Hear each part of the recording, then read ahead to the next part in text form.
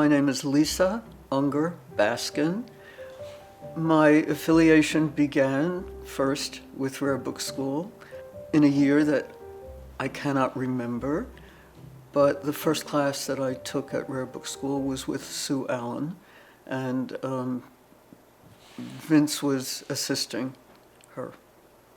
The critical memories were that I sat next to two people, and both have become friends. The sense of community and caring about what was critical to us, why we were there, was key, I think, to my entire experience at Rare Book School. Yes, I met Tess Goodman. She sat on my right, and Fran Duraco sat on my left during that first class with Sue Allen. History, yeah. I took 2 classes with Jan Storm van Leeuwen, his introductory class, and we have become, of course, friends post that. And in fact, he watched the symposium that was recently held at the Grolio Club. And I visited Jan and saw his books in person, finally, and he has visited me. He and Vince visited my library, my house. The introductory class with Sue Allen was, it was something that I had collected, books with publishers' bindings, so it wasn't brand new material to me, but her perspective was enriching and full and terrific. I think the most important thing is that we were there for a purpose. We were there to learn the history of book, but we also were there as a community. And I think that sense of community, that we are all focused on particular things, our interests were expressed together, that I think that was truly that sense of community and interest in a particular thing was key, was really important.